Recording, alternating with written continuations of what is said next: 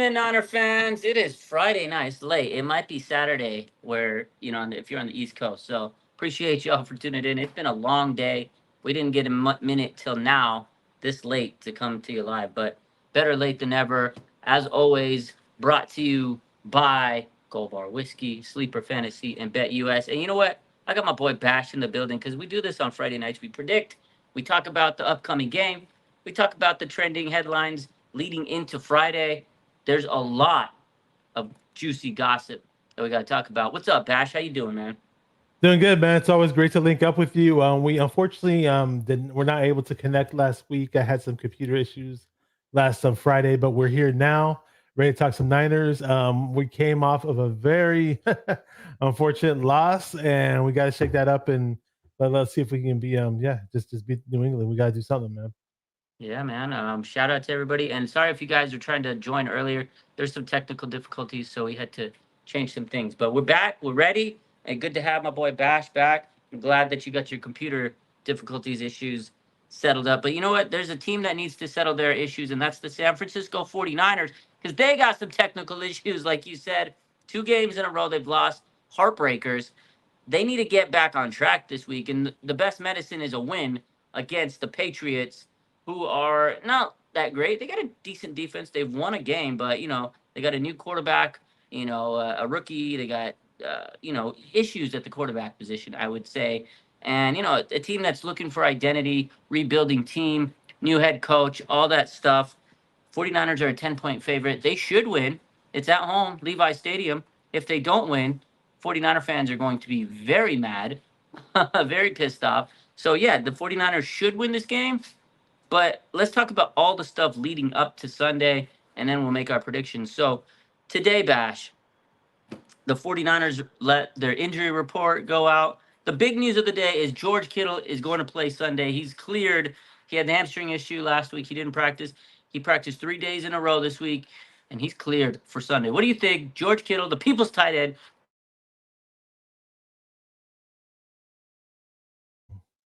I don't know. I lost Rod some way somehow. I hope he comes back. But in the meantime, I'll tell everybody what I think. Maybe I think he's coming back in right now. George Kittle coming back is huge. It's huge. I mean, Eric Sober is an okay backup. The 49ers in general haven't had much for backups in terms of the tight end. At the tight end position, I mean, we tried to draft Cam Latu. Where is he now? I mean, it sucks. It sucked for George Kittle, actually, to be honest with you, because it's like he's had to carry the whole workload at the time at the tight end position for the team ever since we've had him. And let's see what's up with Rod. Let me text him really quick, see where he went. See what's up to the people in the chat, too. Looks like Rod is having some issues. We're all having issues. The team's having issues. I had issues with the computer last week, and I don't know if Rod is coming back. I think he will, though. He'll text me if he can't. John V's in the house. So I see you, John V. We got 49ers throwback in the chat. We got Baritz is in the chat. And let me just, hang on. I accidentally canceled somebody in the chat, and I should have. It was an accident. Unhide user on the chat. Okay, I think he's good now. Cool. Sorry about that, bro. Welcome back, Raj. How you doing? I was just, again, we're all having issues. The team's having it, but the bigger issues are with the team right now. We could all agree on that. Whether it's my computer or you getting kicked off of StreamYard, Jeez, man. I really thought we could regroup in this week's practice. And it's great to hear that Kittle was coming back, right? I was basically talking about how Sober filled in and did an okay job. I mean, I set the bar really low for Sober, assuming as him being the starting tight end, right? But it's great to have an amazing tight end like George Kittle back in the mix. The blocking, the receiving, the leadership, all that hoorah stuff that he does. I mean, it's a game changer to bring him back. So, yeah. But again, maybe one day we could have a nice backup for Kittle where we don't have to worry too much if he's injured. But some other guys got hurt in practice this week. It's very heartbreaking. And if you want to touch on that, go ahead, man. Yeah, I want to go back. Sorry about the technical difficulties. But yeah, you know what? George Kittle back is huge because Eric Sauber played okay. He played good. Like that was a decent performance, but he's not George Kittle. You need a guy like Kittle, especially when Brandon Aiyuk was dropping passes last week, and we're going to talk about him in a minute. But yeah, it's nice to see George Kittle back in action. We need a blocking game. I feel like it'll open up a lot because obviously they've had some issues with, offensive linemen. Kittle's going to help that. He's going to help the passing game. He's just so good. And, it's tough when you lose him because you definitely need him. And they didn't have Debo last week and all that. So I'm so excited to see the People's tight end back. It happens throughout the seasons. He misses a few games here and there, gets nicked up. He plays so tough, but good to have him. Now, you're right. There were some other injuries that the 49ers had today. This one was pretty crazy because Curtis Robinson, linebacker, he tore his ACL in yesterday's practice. This was a big injury because Devondre Campbell has not played well, linebacker. We know Fred Warner is the great linebacker, the best linebacker in the league, one of the best football players. And unfortunately, we needed a guy to come in and step up. Curtis Robinson's pretty good at special teams, and he's showed some flex, some muscle in terms of being a capable linebacker on this team. But now he's gone. D. Winters has been dealing with an ankle. He's questionable. So linebacker depth, which was once mighty for the 49ers, is kind of taking a hit. They got Demetrius Flannigan Fowles, but he's a special teamer. 49ers desperately need Dre Greenlaw because there's so much pressure on Fred Warner. And now Devondre Campbell is probably going to be continuing to start, especially with Curtis Robinson taking this hurt. Hopefully, again, like I said, D. Winters can play, but that Jalen Graham cut earlier this offseason is looking really bad. And, hopefully the rookie, Tatum Bethune, can get some opportunities. But we all know Kyle and the rookies don't always jive. So what do you think? Curtis Robinson tearing his ACL in practice. That's horrible. He got carted off. What do you think? So Curtis Robinson's a name. I think he was on the team like 2 years ago as strictly a special teamer. Yeah. And going into this mini camp and training camp, like I saw his name and I was like, "Who's this guy?" I literally did not even remember him being a special teamer. But what I did hear the whole time in training camp was that he's looked really, really good. And once the preseason games were played, I was like, "Whoa, look at this guy, man! He's looking really nice." He's basically telling them, "Hey, I'm more than a special teamer," It's sad. It really, really sucks because we all saw Devondre Campbell look like trash this last weekend. I don't have a nicer way of saying that. There really is nothing nicer to say. He was bad in coverage, bad in the run game. He was awful. You're right. So we need him, and you're right. Robinson stepped up. So I agree with you, Bash. There was a couple other injuries today, just in general this week. So there's a couple players that are questionable. Talanoa Hufanga has an ankle issue. He's questionable. I figured he'd be sore, but, first week after coming back, Talanoa Hufanga is questionable. D. Winters, he's got the ankle issue he's been dealing with. He's questionable, like we mentioned. Jordan Elliott, he popped up on the injury report this week. He's got an ankle issue. He's questionable. He practiced today.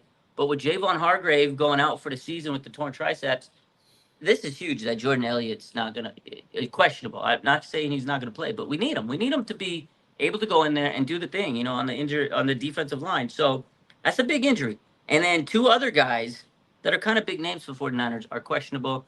Debo, we knew that he'd probably be questionable this week. He returned to practice. It's great, but he's got the calf injury. He's questionable. I don't think he's going to play. Last week, Kittle was questionable with the hamstring, and he didn't play. Then he got moved to doubtful. So I don't know. I don't know if Debo will play. I hope he does, but we don't want to re-aggravate it. This is the Patriots. They could probably win with George Kittle back in the lineup and not Debo. But then the other injury, Trent Williams popped up on the injured line or in the injured list with a toe injury. So he's questionable. So you got Hufanga, D. Winters, Jordan Elliott, Debo Samuel, and Trent Williams are all questionable with injuries. What do you think?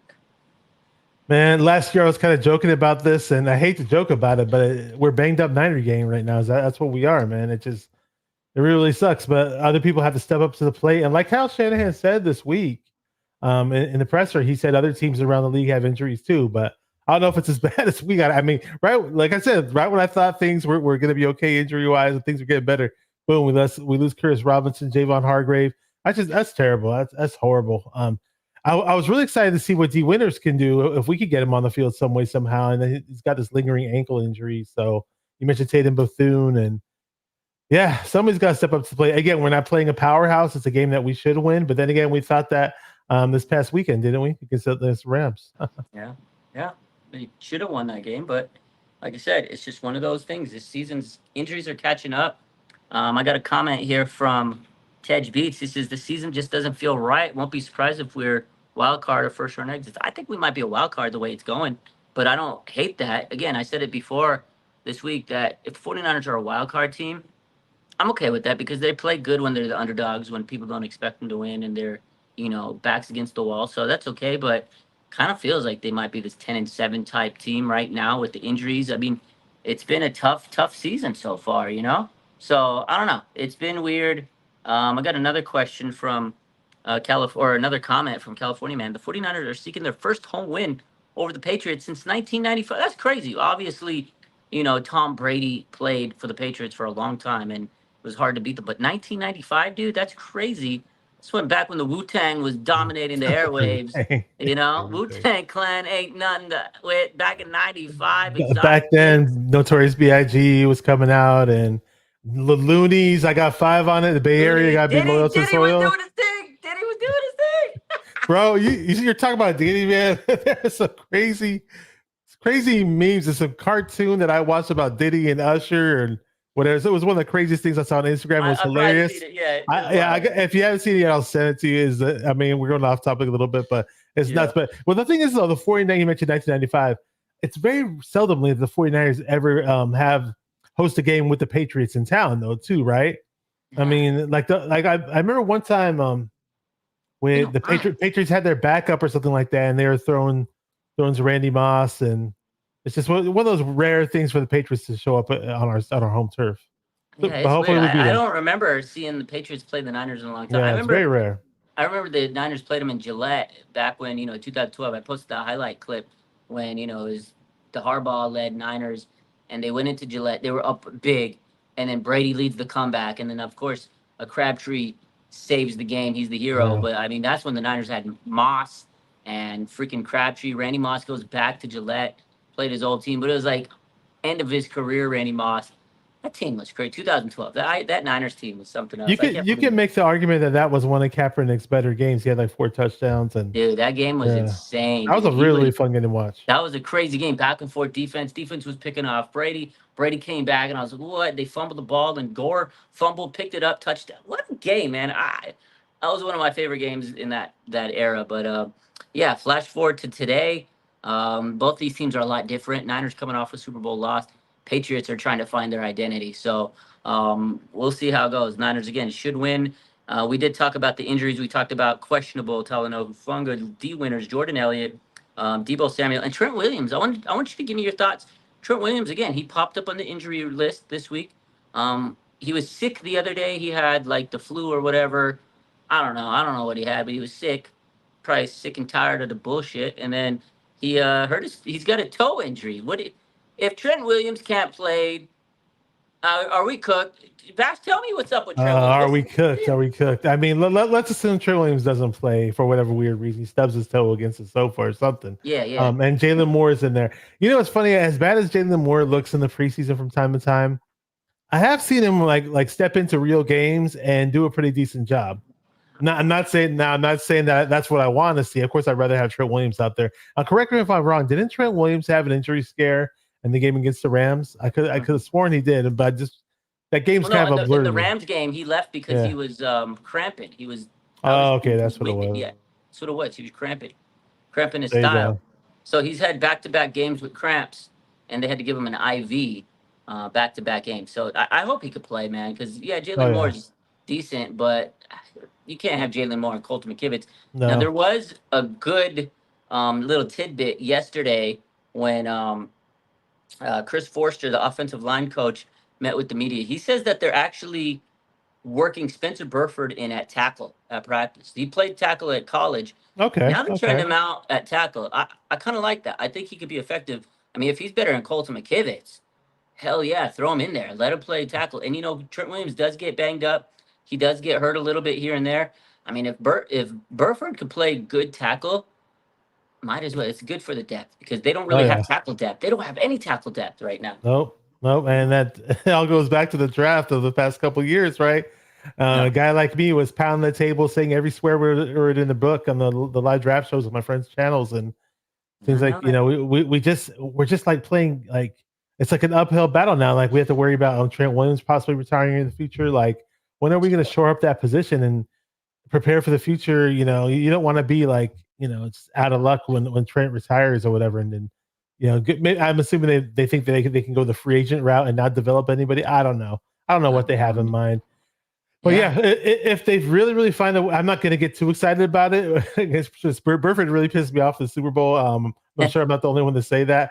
But if he can redeem himself, though, and somehow have this magical Cinderella season where he somehow beats McKivitz, and then all of a sudden Brock Purdy has more time to throw, and obviously he's going to be, if he was the right tackle, he'd be playing next to Pooney, who so far Pooney's been looking pretty nice. I did see a couple mistakes, a little bit here and there past couple of games. If you want to go ahead and respond to that, go right ahead. But in general, the Poonies look pretty awesome. He's only human. He's a rookie. I get it.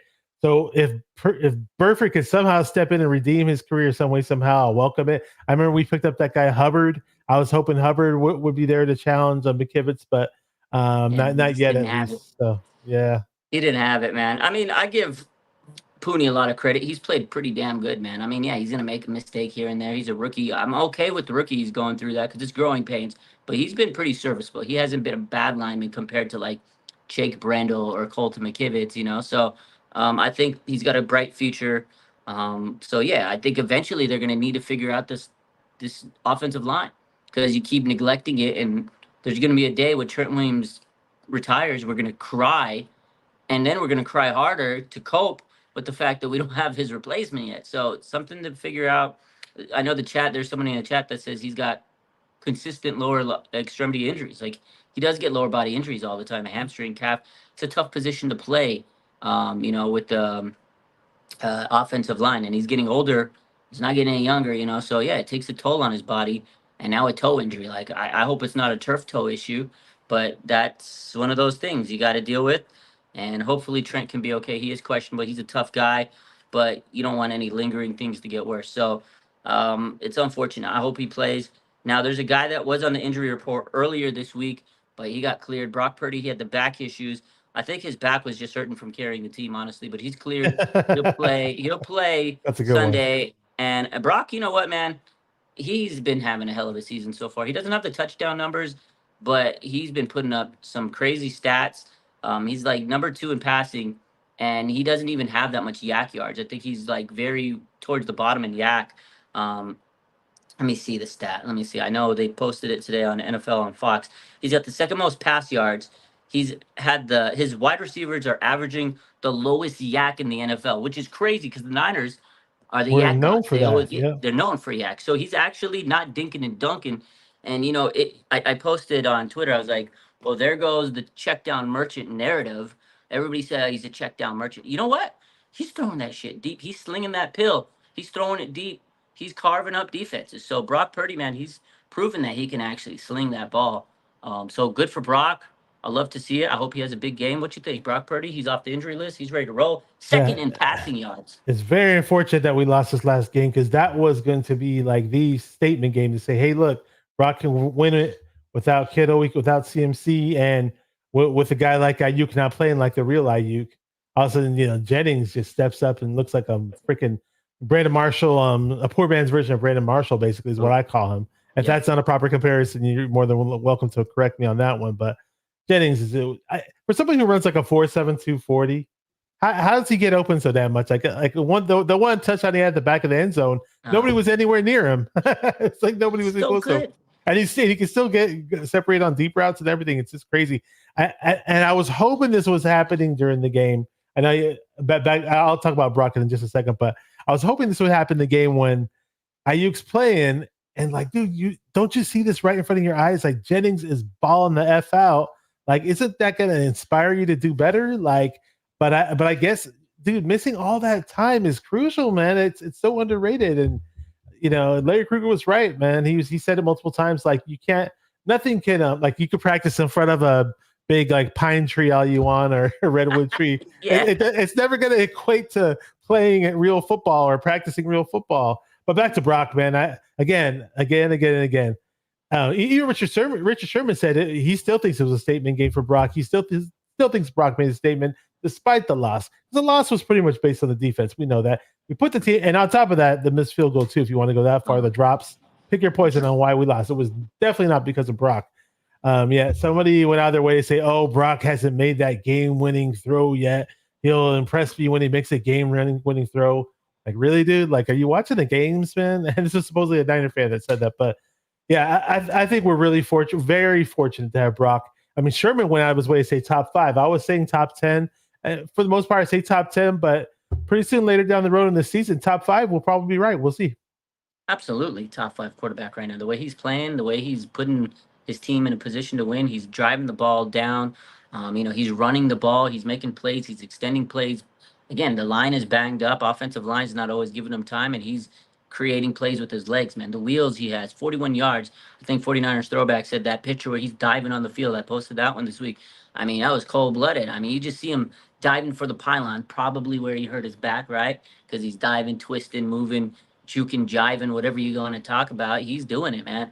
Brock's him. He's playing out of his mind. And, going back to Jennings, he's got so much trust with the guy like that. So kudos to those two guys who are late round picks. Both of them are 7th-round picks, and they're just carving up the league. You love it. Jennings just plays underrated. People forget about him. He plays with heart, and he knows how to get open, man, and he knows how to catch the ball when the ball's in his hands. Unlike some of these other guys like Ronnie Bell, you talked about it. Special teams, defense, drops, missed field goals, a lot of issues. They need to clean that up. It's early in the season. They can clean it up and get on a winning streak, and it starts this week. I want to go into Brandon Aiyuk. You mentioned Brandon Aiyuk. You know what? One of the big topics. I got one more thing about Jennings too. Whenever you got a chance. Yeah, go ahead. Go tell me about Jennings. For any of you who never saw this, go back and watch the video of Jauan Jennings' first interaction with Kyle Shanahan, John Lynch, and our Jed York. It was a phone call. It was like you see the video of both of them talking one-on-one. When you see the enthusiasm from Jauan Jennings, and I saw this way back on draft day when it happened. Yeah. And I was like, okay, it was 7th-round pick. Well, I was watching the highlights. Okay, big dude that can high point the ball. Hey, let's see what we got in him. But when I saw how enthusiastic he was when talking to John Lynch and Kyle and Jed York, I was like, you know what? I think we got something here. He seemed so excited to become a Niner. Yeah, I remember that video. He seems so that's the thing about Jennings. Like, he's just happy to be playing the game. He's just happy for the opportunities. He's just he loves it, man. He loves being a Niner, and he just loves that. He just loves football, and the Niners gave him the opportunity, so he puts his heart and soul, and that's what you see out of him.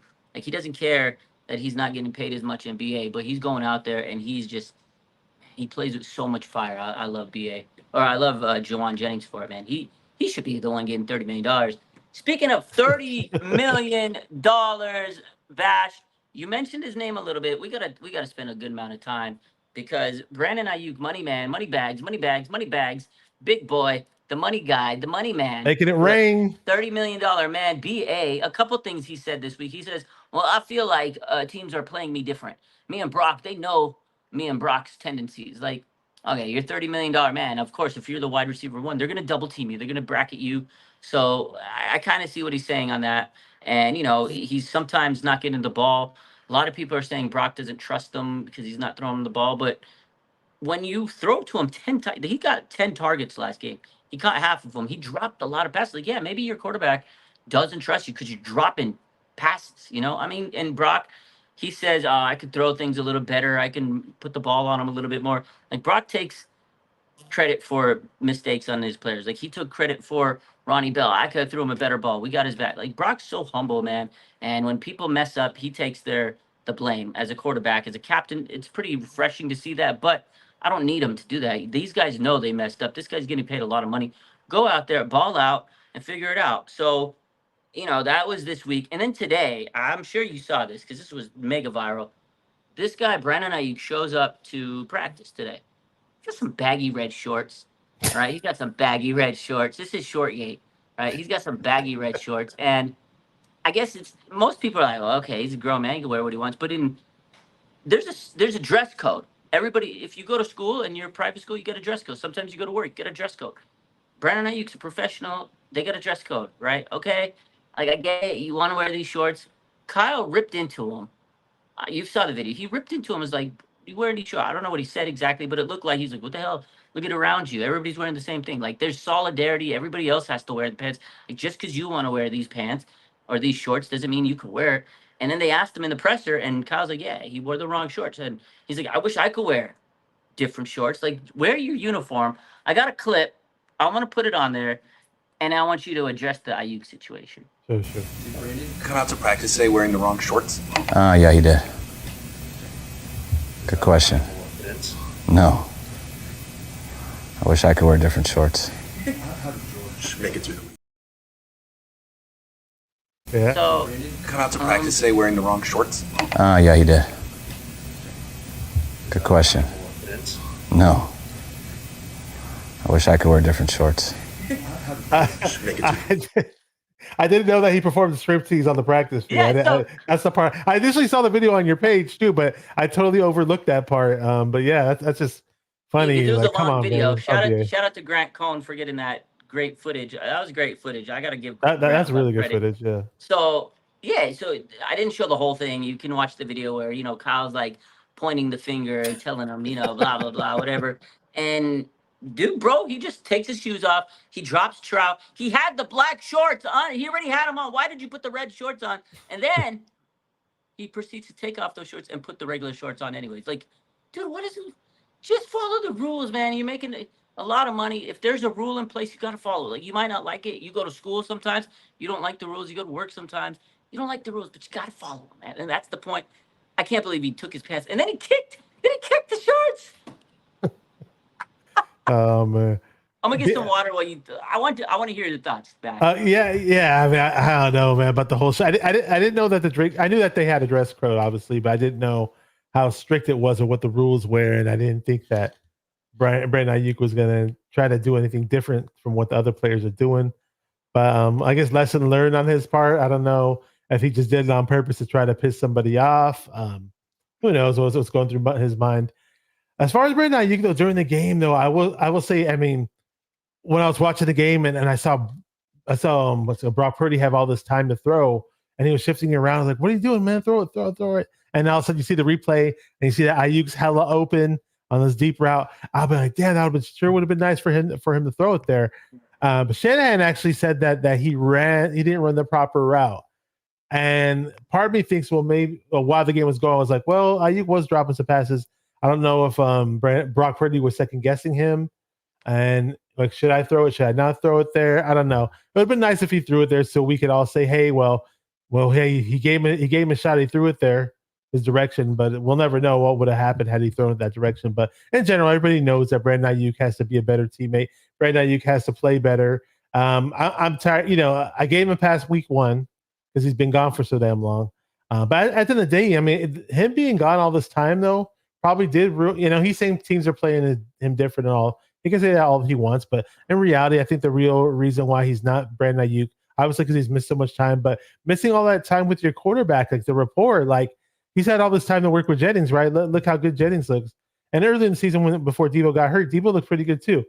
So it is what it is, man. Aiyuk this is a wake up call for him right now. Like, dude, we play the Patriots. I get it, not the strongest team, but we're just coming off a loss, and we can't have off a loss that should have been a win. And Jennings looked like, arguably the greatest Niner receiver, not named T.O. or Jerry Rice. So he's got to step up. Absolutely. Jennings looked like the guy that deserves $30 million after Sunday. And I get it.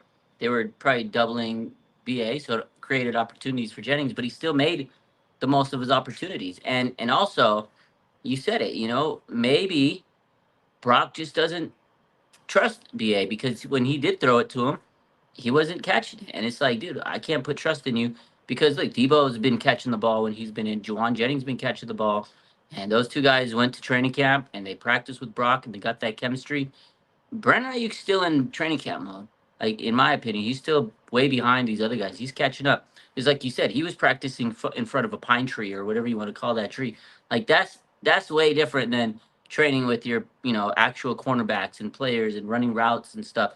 You can practice against the tree all you want. It ain't going to help you really in a game situation. Like, I don't know. That's what he was doing. He was training in high school. Go to your game. Go to your team. And I know you were trying your contract, but the fact that he had that same contract for 3 weeks and he sat on it and he sat on it and sat on it, and then he could have been in training camp for that time that contract was sitting there. The fact that he went back and then finally signed it, it's just to me it sounds like Brandon Aiyuk really didn't know what he wanted this offseason, and he settled. I think he settled for the Niners. He's like, okay, it is the money I wanted. It is a championship caliber team. I got my teammates. I guess I'll stay. I don't know if he really is playing with heart with the Niners. Like, it just doesn't seem like he has the heart like Jennings. We said he plays with so much passion and fire. I don't see that fire out of Brandon Aiyuk. Maybe I'm wrong. I just don't see it, man. I just don't see him dripping with that swag. He doesn't have that aura. Like, he just doesn't look like he wants to be there. I mean, Yeah. I know I'm sitting here making a big When, deal when he about the was pouty, shorts. when he was pouty in that locker room after the Super Bowl, that really rubbed me the wrong way. I'm sorry, dude. I'm talking I like mean, a couple of days after the Super Bowl, he was in the Santa Clara locker room, just pouting yeah, like a baby. and Dude. that's the thing. Like, he's done that, and if you go back to the Super Bowl, like, he couldn't get open in that game. He had a hard time separating, and then all off season, the situation that happened, and now like today, that was just a bad look for Brandon Ayuk. Whether it was blown out of proportion or not, you don't need these moments because you are struggling, and you've been under the microscope all off season, and now you're under a bigger microscope because they paid you a lot of money, and now anytime you make a mistake or anytime you do something that is probably against the grain, people are going to call you out. And today, everybody called him out, dude. Like, it's just, I don't know, man. He needs to step up. If he has a big game this Sunday, and I think everybody will, like, okay, good job. We'll start to accept you a little bit more because you're playing up to your contract. But he can't make any more mistakes, man. He's in my opinion, I think he's in the fans' doghouse. I don't know if he's in Kyle's doghouse. It looked like he kind of was today, but I don't know. He's definitely in the fans' doghouse. I mean, I don't know what they're doing in practice because I'm obviously not there. No, we don't really see practice reports like we used to, unless, unfortunately, if somebody gets hurt, which I don't want to hear anymore. I don't want to hear anybody getting hurt in practice. But Yeah. like if Ayuk needs to like literally, I mean, maybe they're already doing it, but maybe they're forcing the issue where Ayuk staying after practice, working with Brock, or do whatever you got to do to get that report back because it's really, really important. I agree. East Coast Red and Gold podcast says they didn't pay him to act like a child. Grow up. Strong words. Ooh, that's Jess from East Coast Red and Gold podcast. Shout out to her. Shout out to Jess. We did a show this week. Oh, you did? Much, Okay, I didn't know yeah, that. All right. Much props. Good people. Jess is awesome, man. Yeah, when I was at the when you ran into me at the game last year for the home opener in New York Giants, she actually invited me and a whole bunch of people to sit up in that gold mine section. RIP to the gold mine section. If you know, you know. But she was there with her mom, and they were awesome. Yeah, she's cool. I've seen her at a lot of events and stuff. She's always big time Niner like fanatic. So dope stuff. We saw her. Yeah, pictures with like the whole team, man. She always sees every week picture with Kyle Shanahan at the hotel, like the whole squad. She knows where they're at. So yeah, it's pretty cool. We got a couple questions or comments. My man Throwback says Nick Bosa hasn't been Nick Bosa. What do you think? Do you think Nick Bosa's been Nick Bosa? Or I got a comment on that. I got my take on it. But he says that he hasn't been able to sleep all week. We can't just be fine with the outcome. Like, he's saying all the right things, but you look at his stats and they just don't look like he's the highest paid defensive player in the league. What's your take on Nick Bosa, Bash? So in the previous game, I did predict like 2 sacks against the Vikings, and I was like, okay, I'm watching the game. I'm like, oh, cool, this guy's 2 sacks, but he didn't really get much help in that game. Now he did put on some pressure this past game. It wasn't like he was terrible or anything like that, but a lot of people set the expectations a bit higher for him against the Rams because, I mean, most people would say it's a patchwork O line. If you say it's a patchwork O line, it's an understatement because their O line, like, they basically had a bunch of like Pop Warner dudes out there. That's how bad their injuries are on the O line. And you can say the Niners had bad injuries, but their O line was decimated before that game. But they found a way at points in times to minimize Bosa when they needed to. And that really sucked. And that's why Stafford was making those big throws from time to time. That's why Tutu Atwell was looking like a freaking Hall of Famer. It's just, yeah, I don't want to relive that game ever again or as a game like that in the future. Let's just say that. But Bosa, he's got to be the leader. He's got to step up and get everybody hyped up. And when are we going to see Leonard Floyd do something too, man? That guy, man. I know. See, it's kind of my take. And shout out to Tutu. If you know, you know. I told this story earlier in the week. Tutu, not Tutu Atwell. I had a friend in elementary school. His name was Tutu, or like street name. His street name was Tutu. He was like a little gangster boy, but he was cool dude. He looked out for me. I always had people looking out for me because I was a scrawny little dude, but people loved me because I was a popular kid. And this dude Tutu, he was cool dude because I could get whatever I needed. Like, I got him like bike parts or clothes, like anything he wanted. Me, I was always the guy that had. Sounds like you were in prison or something, man. Like one of those prison movies. Nah, he was a cool dude, but he always like, yo, Raj, I don't have money for lunch, and I would always like help him out. I was a good dude, and he's like, oh, I appreciate you. So anytime I got in like a scrum or and he was like he was a street kid, like he beat your ass up, and he always had my back. Like I remember I get in a fight, and then all of a sudden Tutu out of nowhere, like you mess with my boy Raj, I got his back, and he would like beat people up, like he was straight like thug, And I just remember his name was Tutu. I got him in middle school. He was cool dude. He always looked out for me. In high school, he always looked out for me, dude. He was a cool dude. So shout out to Tutu. It's my boy back in the day. Does he know about all your Niner stuff online or Oh, what no, you're I doing haven't now? talked to him since Okay. grade school, but man, he was Okay. he was a thug. He didn't get good grades or anything. I let him cheat off my paper every once in a while. Like, yeah, get a C. He's like, I need to do good on this test, Raj. I was like, here, just show my paper. Like, here, just copy the answers. I'm gonna ace this test. So I was that That's type of cool. guy. And That's cool. anyways, back to the point. Nick Bosa, man, he's been playing. Like, I think he plays good. I know fans want him to take over games like TJ Watt, Miles Garrett. Like, go out there and be that guy. That's what they're paying him for. They don't want excuses. The problem is Leonard Floyd's not helping him, and teams double him, triple him, chip him. Like, everything they do, they throw at him. Like, it's not an excuse. But, man, you watch the film. I think John Chapman posted it today. Thankfully, somebody finally posted it, what I've been saying. Like, he goes out there, and it's like, boom, double, triple, boom, double. They just focus on Bosa, and they hold him, do everything they can to take him out because they know there's no threat on the other side. There's no pressure coming from the other side. And the Niners don't blitz a lot either. They're not blitzing, so Bosa has to kind of create his own pressure. And sometimes it gets tiring, man. Like, I get it. He's a big, strong dude. But I feel like Bosa's mentally frustrated out there because it's the same shit every single week. And the rest of the D-line is just not getting pressure. So if Bosa can't get pressure and the rest of the defensive line, it's a combination of that. But, yeah, he needs to step up. He's not putting up the numbers we expect out of a guy that's getting paid what he's getting paid. So, yeah, Bosa needs more. He needs to take over the fourth quarter. Like, TJ Watt, he could be quiet all game. All of a sudden, fourth quarter comes, TJ Watt is in your mouth. He's unbelievable. So TJ Watt's a badass. And we all know that Bosa's mild mannered and we're not going to change. We can't change who he is, but on the field, I would just love to see him be just a guy who shouts at people for not doing things right, like similar to the way Brock Purdy is, right? Brock Purdy's got the balls to just tell people, "Hey, man, hey, no clowning around here. Let's get our heads on straight." Like that's what I love about Brock Purdy. And Brock Purdy's like the nicest, humblest guy, but when he needs to be, he's that loud guy who's got the dog in him. And I'd love to see Bosa become that guy one day. And when we see it this year, I don't know. Yeah, I don't know if he's mild-mannered on the field, but it seems like he is. And I need to see him, like, just say, like, fucking shut up and get to business. Like, I need to see him, like, get that dog in him. You're right. Like, call people out. My man, John V over here. Shout out to John. What up, John V? He says, call Ndamukong Suh and get his ass off the sofa. What do you think? Ndamukong Suh to the Niners? Should they do it? Assuming he still has some gas left in the tank, I'm not going to sign him, or I don't know what kind of money he'd command at this stage of his career and then have him be just a flop, but who knows, man? Now, he was pretty badass at one point in time. Yeah, I mean, I feel it's like almost like we had no other choice anymore with all these guys hurt, man. Well, that's the thing. I feel like he's at least decent to come in and play a couple games. I mean, he probably won't want to play a whole season, though, because, he's older. He's at the end of his career. Maybe like 5 games or mid-season kind of signing. Because right now, you're right. Jordan Elliott banged up. Hargrave's out for the season. Maybe they move,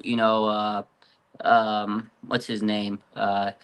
Yetur Gross-Matos. Maybe they move him inside, play him a little bit there. But then that takes away from the edge. I mean, he is a tweener. You got Kevin Givens, that can come in and step it. They're hoping Kalia Davis comes back soon, but he's a young guy. You can't expect much out of him. So the interior D-line is taking a beating, man. This whole D-line right now, it's just not what it was supposed to be. And a lot of people are losing faith in Nick Sorensen. I don't know. His D-line is just not producing. The defense in general is not producing. Secondary, not looking great, especially when they can't get pressure up front. It puts more pressure on the secondary. And all of these safeties are getting just like burned because they don't have speed. We don't truly have a free safety. What do you think about that? Yeah, I'll get to that in just a second. But I love Chris Kocurek. I really, really do. But I don't see him working at Chris Kocurek magic. I'm not trying to put the blame on him, but he's a D-line coach at this end of the day, so he better find a way to make this work. He really needs to get that done. And the players, the D linemen themselves, have to find a way to get to work. But, bro, I've been saying for quite some time. Yeah, sure, we got 3 promising safeties. Talanoa Hufanga, when he's on point, he's an All-Pro. We know that. Jair Brown at points and times looked pretty damn good in his rookie campaign. Malik Mustafa looked amazing at points and times in the preseason, right? Mm-hmm. But I was always telling myself, I told this to a few people, I may have said it on my show a few times, but that it's like we have 3 like pretty nice safeties, potentially a nice one in Malik. He's a rookie, I get it. But which one of them is going to be a free safety? It's like these guys are all strong safeties. Like I don't picture any of these guys playing free safety. People are like, oh, don't worry, Hufanga could be the free safety. Like it's wishful thinking because we haven't seen him out there as a free safety. I really hope I'm wrong. I hope he can do it. I mean, do we have to put George? Would you have to try George Odom back on the field? I wish we had. I wish we had Tyshawn Gibson. And I wish he wasn't old enough for us to let him go or him to walk away from the game or whatever. Well, he got suspended, and then another team signed him. So that's the problem with him. Niners weren't going to sign him back because he got suspended for PEDs. But John makes a good point. We got 2 box safeties out there running around getting cooked. Like we can't have box safeties playing coverage. They have good players against the run, but they're too slow to create, to cover. That's why it goes back to the offseason where maybe they should have got Justin Simmons or something. And then, this is falling on the defensive coordinator because that's his team. That's his defense. That's who he's coaching. And, Red and Gold podcast just made a good point saying that, when D'Amico was first DC, he struggled a little bit. But I just didn't see the struggles as much. Maybe Sorensen would put it together. Yeah. But, I mean, this defense just doesn't look as mighty as what D'Amico had. And Salah as well. Salah struggled a little bit to kind of get his footing. But Sorensen's just really inexperienced. I don't know, man. I hope they figure it out. Maybe Staley takes over a little bit more down the line because they got Brandon Staley. But those safeties, man, they need a free safety. Jair Brown is definitely not a coverage guy. He's slow, and, he can play the run. But if you have to put him back there to cover, and we got some good receivers coming up, that's not going to look pretty. The Niners are getting beat deep. Teams know it, and they just say, shit, chuck it out there, throw it up.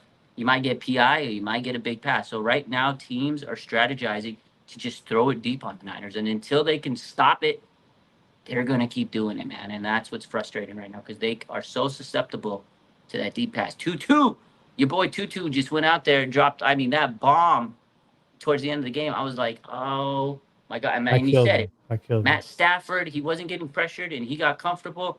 When you get a good veteran quarterback comfy like that, he just said, okay. Boom, and he went deep. And then it's the same thing with Justin Jefferson the other week. Don't remind me Sam of Darnold dropped back, stepped in the pocket, and he saw Justin Jefferson take a leak over the middle, just go, and it was easy money for him. So when those type of plays happen to our defense, it's mortifying, man. It's a shot to the heart. And it's a momentum killer. Like your defense is just like, oh, it's like you fall to your knees at Walmart. It's like you do the Will Levi's, The fall to these at Walmart. That's funny. Sorensen, dude. Why aren't we blitzing? I think we only blitzed 7 times, and we're constantly showing the blitz. Like, hey, we're about to blitz. We're about to blitz. But then they back up in coverage. We do that. We do that probably more than any other team in the NFL. But yet we don't actually do the blitz. Blitz. It's like they're gaslighting. It's like, why are you gaslighting? Just blitz. It's the boy who cried wolf is what it is. They know we're not going to blitz. So like, okay, we know you're not going to blitz. We're going to just throw on you anyway. You know who we need to get in there? We need Renardo Green, man. That guy's a dog. I'm going to call Nick Sorensen right now. Oh, yeah. I was going to say, I think you were expecting a phone call. Or there you go. Yo, Big Nick, you know what? I know you got a game on Sunday. Good luck, man. I used to call Steve Wilkes before the games. It's the first time I'm going to call you. Look, man, I love you. I need you to step it up as a DC, man. I'm going to send you a neck pillow.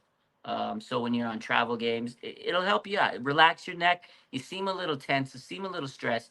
I'm going to hook you up. I'm going to also get you a new surfboard because you look like a guy that loves to surf.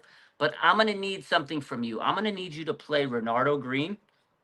Maybe play my free safety. I don't know. I need you to tinker with the lineup. I need you to blitz. All right, Nick? Have a blessed weekend. Let's get this win on Sunday. And please have your defense prepared. Have a good night. I love you, man. So hopefully Nick Sorensen can get it together. I hope so. North Shore Nick. Remember that movie, The North Shore? He could totally be in that movie. Yeah. Surfer, boy. He looks like he goes to Pacifica When he has free time, he just like cruises Santa the Cruz. waves. Oh my god, I don't see it I missed your ending phone this. calls. I know it's been a while since I've seen you do that. So, Been a minute. Actually, and that was warranted. That was warranted. We had to give the guy a call we because needed to. I have. You know what? I think that's why the Niners have been losing. I haven't called Nick Sorensen to give him his weekly pep talk. I used to do it to Steve Wilkes every week. It needs to happen. It will be back. It's my fault. Um, yeah, it's my issue. So let's get into this game. Oh wait, before we get into this game, last topic I want to talk to before we get into this prediction. So there was a lot of information about Christian McCaffrey, the reigning offensive player of the year. Earlier this week, a doctor, a NHL medical director, said, he based on what he's doing. Christian McCaffrey, right? He went to Germany and he understands the nature of what's going on, the treatment that they do in Germany, the stem cell. So Christian McCaffrey's visit to Germany for treatment of his ailing Achilles could last a couple of months. This was according to Dr. Kenton Feeble, an NHL medical director who specializes in these issues, right? So he was like, oh, based on my opinion, I mean, he's a doctor. I think that's a good opinion to have, and someone credible. I mean, yeah, he may not know exactly what's going on, but he's probably had many athletes with Achilles tendonitis that have gone and got these, plasma cells or stem cells. I mean, the NHL, there's a lot of international players. They probably go to Germany for treatment. So he has some experience, it ruffled a lot of feathers. Kyle Shanahan finally talked to KNBR yesterday. He says, I think we'll get a better idea the next couple of weeks. We've let him rest. He's seen a specialist, as many as they can. He says, we'll test it out here sooner or later. That was yesterday. This morning, John Lynch said we needed it to quiet down, talking about the inflammation, the swelling. He says the plan was to give it time to do that. And at some point, we got to ramp him back up. He says, he says people who work on his body have for a long time. Now he's back here and we'll have to hit certain markers and try to ramp up. He said, God willing, this thing has quieted down and we can build him up in a smart, thoughtful way. So that was John Lynch this morning, basically saying, the inflammation has calmed down. We got to try to build him up now. Let's see if it responds to ramping him up. And then today, Kyle Shanahan, he says that the 49ers are aiming to begin ramping up Christian McCaffrey's rehab on Monday. So they've let it calm down. They've let the calf die, the swelling die down. Now they have to see if they ramp it up that it responds. So it's a good update, but in my opinion, this is where I'm going to take it, and people aren't going to like it. If it doesn't respond well to ramping it up, they got to shut him down again. So then the doctor could be right. It could be longer than we thought. So that's it. With the Achilles tendonitis, you have to let the inflammation die down. But eventually you got to test it out, and that's what they're going to do. And if they test it out and he's having more problems, then that's bad news. It is. I mean, this isn't my field of expertise. Obviously, you're the perfect guy to talk about these. You're in the, physical therapy industry. But at the end of the day, as a 49er fan, I mean, we all hope for our guys to be healthy and whoa, he's flying all the way to Germany for this injury. Like, that was a big major head scratcher. Like, I never heard of any NFL player doing that, but any NFL player has that in the past, and I just totally overlooked it. And just prayers for CMC, man, to get better. And just this whole injury bug thing has been really, really it's been disheartening. I don't know what to say, man. I just want the best for CMC, and then everybody's throwing out the Madden curse this, Madden curse that. I personally don't believe in things like that. It's just a coincidental type thing. CMC is the man. He's the guy. He just needs to shake this off and fight it out. And hopefully we see him like Lynch said, God willing, man, say your prayers. And maybe by mid-season we see him, who knows, or maybe a little bit after mid-season. I mean, if we have him when it counts and he's right when it counts, hey, whatever, man. Bring him as a reinforcement. I know we're paying him shit ton of money, whatever, and we gave him that extension. Again, it's not my money, it's not your money. But if we have him at the right time when it counts, and like you mentioned earlier, like we might be a wild card team this year, right? But maybe things are more in our favor because we're always a top dog team, right? Oh, the 49ers are so good. They're number one seed. They're going to go to the Super Bowl, win the Super Bowl. And then disappointment time, right? So maybe it's one of those underdog type seasons where everything pans out for us. I'm looking further ahead. I get it. And maybe things work with this CMC coming in as a replacement or whatever. So reinforcement, that is. But we did have obviously Jordan Mason's balling. Guerrero got some carries. Brock Purdy ran for 41 yards. I don't want him doing that week in and week out. But I remember you saying that we were going to possibly sign a running back. I'm surprised we haven't signed a veteran in the meantime. I'm surprised too. I thought for sure we'd have Matt Breida or somebody on this roster at least. I know they got Isaac Orendo, but he's still learning and he's young and he's developing. And Jordan Mason's playing his tail off, but you can't expect him to keep up 20 carries a game and not wear down. I hope he can. I don't want to wish him any bad luck, but it's just tough being a running back in this league, and he's never had the high volume. How's Mason going to respond to having this high volume? So I agree with you. Hopefully CMC could come back towards the end of the season for the stretch run, and he'd have fresh legs. I mean, to have a guy like CMC towards the end of the season and he hadn't played all year, I mean, that's going to be amazing shot of adrenaline to the team. But again, I know John Lynch and Kyle Shanahan are trying to be optimistic and give the fans, a good positive report on this situation and say, yeah, we're going to ramp them up. And, they're trying to be positive, but again, just based on my medical knowledge, I want to kind of tread lightly. I don't want to take everything and be like, oh, he's back on Monday, he's going to ramp it up and everything's great. Because there is a possibility, Bash, that he goes out there, they ramp it up and it doesn't respond, but hopefully what he did in Germany helps him out. They have a lot more options than they can do in the United States that are not approved by the FDA. So he can go get these like high dosage of stem cells. Kobe Bryant did it. He came back and he still played like a dog. So it's possible. Once you said the regulations, now it makes sense why he went over there. Now I get it. Yeah, he did. At first, I was like, wait, what about all the doctors in the States? Why can't he be here and do this? They're not going to give him the stuff that they have over there because it's not FDA approved. It's not illegal. The NFL allows it, but you got to go to them Deutschland. You need to go down to Deutschland. 49er Germany. Yeah, 49er Germany. Get them German stem cells. Throw that shit in your Achilles. Who has that song? Why am I blanking on dude's name? I had him on my show before too. That one rapper. 149 rapper, awesome dude, man. He has the 49er Germany song.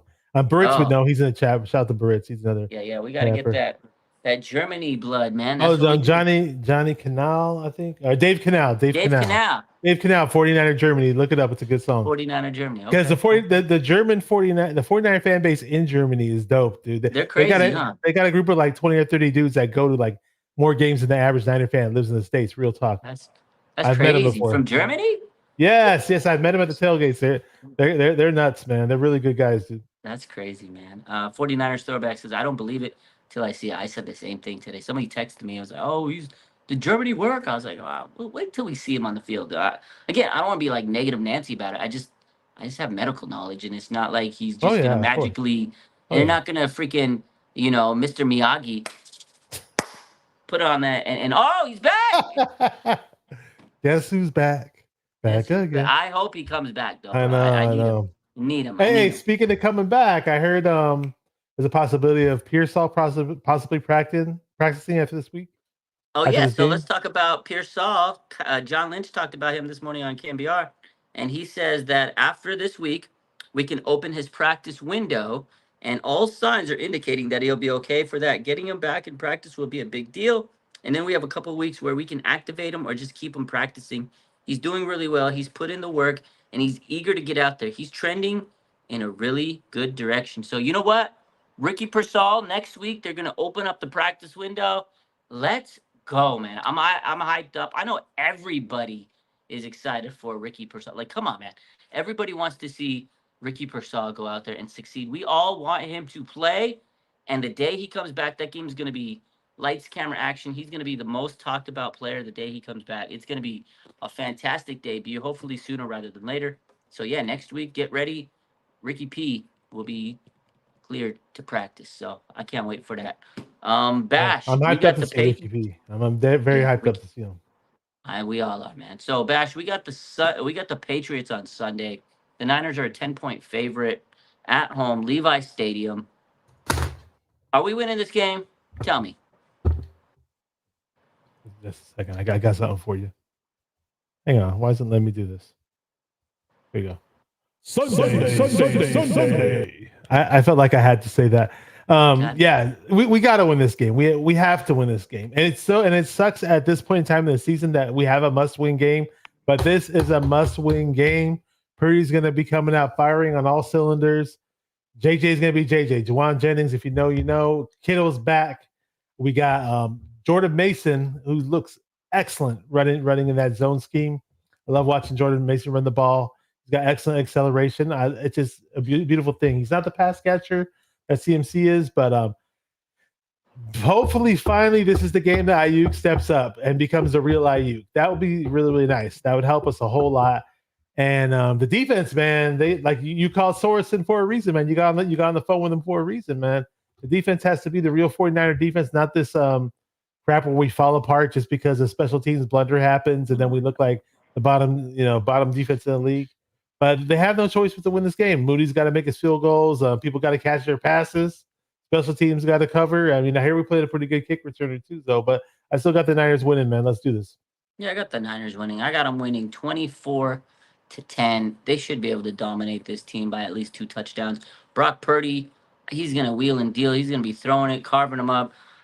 Can Brandon Aiyuk show up to this game? I hope so. But you know what? Jennings and Kittle, they'll tear it up. They're going to do what they got to do. Jordan Mason, he's going to continue to run. Hopefully he gets 100 yards this week and a tutty. Last week he fell short of that, but they had to get away from that run game at the end. They shouldn't have. They should have just kept running the ball when they were up, but it's another story for another day. I think the Niners are going to just be too much. I think they're going to be pissed off. You got Kittle coming back. I think the Niners know this. There's urgency. They've been in the Super Bowl. They've won a lot of games. You're not going to lose to the Patriots at home. If they do, it's going to be nuclear, and I don't think it's going to be nuclear. We're going to get our first victory Monday this week, and I can't wait. That's going to be great. We haven't had a victory Monday yet, Bash. We're going to get one after they beat the Patriots 24-10. Again, the Patriots are still looking for their identity. And you know what? I just hope that Brandon Aiyuk shows up with the right jersey. I hope he doesn't wear the wrong jersey. He wore the wrong shorts today, and now if he wears the wrong jersey on Sunday, I'm going to be sick. What if he comes in with the throwback jersey and they're wearing the standard red jerseys? Like, what are you doing? He can show up with a Sierra college jersey from Rockland because they were red, and Arizona State jersey, Sun Devils. I don't know, man. He might have something up his sleeve. No pun intended. So. I mean, oh my God. I mean, if he's colorblind, that's fine, and there's that's fine. If you are, just let us know. But come on, man. Maybe that's what maybe he's colorblind, and I got no disrespect to anybody like that because I work with a lot of disabled people. So if that's the key, if that's the thing, just let us know. But wear the right jersey, BA. Like that's all I ask for. Just wear the right jersey. John says, show up with your separation shoes on. Wear the separation shoes, man. Supposedly there was some stat thrown out. I don't know where I saw it, but it was like Aiyuk had the most separation wins out of any receiver in the NFL, or is number 2 in the NFL. Like, yeah, so some weird stat was thrown out there. I'm like, sure, that's great, but at the end of the day, you still got to catch the ball, right? Yeah, you might be separating you could separate all you want. But you got to catch it. Like when the ball's in your hand, you could be separated, keep them separated. I don't care. I remember that one. Yeah, that was a good. Shout out to Osprey. Yeah, you can be separated as much as you can in this league, but if you can't catch the ball, it don't matter how much you separated, right? So wear those separation shoes, get open. Don't put popcorn butter on your hands before the game. Go out there and catch the ball. You know what? And I don't want to see Ronnie Bell anywhere near the ball this Sunday. Bell Biv DeVoe, man. I've been wanting Terrace Marshall to be elevated to the roster. You know me, I've told you that already. I was telling you that before last week's game. It didn't happen. I like Jacob Cowing. He seems like a nice little prospect. I wish we would have tried to throw him a deep ball in that scenario. I'd much rather have the deep ball go to Chris Conley in that scenario.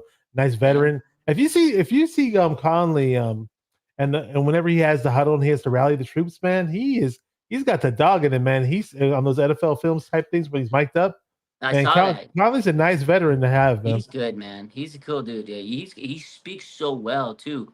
Like I've seen him in the press conferences. I saw that mic'd up. I was like, it's a very well spoken gentleman. He's a great veteran. I like Conley. Hopefully Kyle figures that part out. But we'll see, man. Oh wow. That's a shout out to Chris Rock from one of the specials. He said that. We'll see, man. Brock Purdy, throwback says Brock Purdy needs 43 more rushing yards to surpass Garoppolo's career total of 264. He also needs, I think, I can't remember exactly, 250. Jimmy G stat. Yeah, if he throws for 256 yards, something like that, 250, 260 yards this weekend, he will pass Jimmy Garoppolo for the most passing yards in the 49ers history for the first 25 games by a quarterback. Oh, wow. I need that stat. I need Brock Purdy to make that stat happen. I can't have I need him to be that guy. What's the stat that he had about the 278 passing yards. but no, not that one, not the yards, but in his first 3 seasons, he has like the most 100 quarterback rating games, or was it 130 plus? Oh, quarterback? yeah. Yeah, Was, that's a really eye-opening stat right there. He's good, man. Brock, people don't respect him enough. I don't know why, but he makes so many he makes so many stats. Like he's broken a lot of records. He's the last pick in the draft. Shout out to Brock. So I'm glad we got Brock Purdy, man. As long as he's healthy and Fred Warner's healthy, this team has a chance to win a lot of games. So, Bash, anything else going on this weekend before the game? Okay, so I don't think I dropped my score prediction yet. So let me do that first. Let me know. Yeah, what's your score? Okay, prediction? So my score prediction will be 28-14. 28-14. Okay, so you got a 14-point win just like me. Okay, there you go. Okay. I like it. Yeah, I just think it's been long overdue that we're not closing out on certain drives. We're not punching it in, and I think we'll do it a little bit more this time around. And the Patriots do have a pretty solid defense, by the way. They got a good defense, but they're on the road, inexperienced. They got a new coach. I think we both have them winning by 14 points. If they don't win on Sunday, it's gonna be a new. Heads are gonna be rolling, or what? What's going on, man? Something like that. It's gonna be. Your phone's gonna be blowing up like Drake used to call me on the cell phone. They used to call me on the cell phone. They're gonna be blowing that shit up, talking about Rod, blah blah blah blah. Oh my God, you're right. So hopefully the Niners get the dub. Appreciate everybody in the chat tonight. Love you guys. Make sure you guys hit that like button, comment, subscribe, all that podcasty stuff. We love you. Until next Friday, I'll see you. Bash will see you. Hopefully next week when we talk to you, we're talking about a big fat dub. Wu-Tang, let's go. Peace. Yes, sir.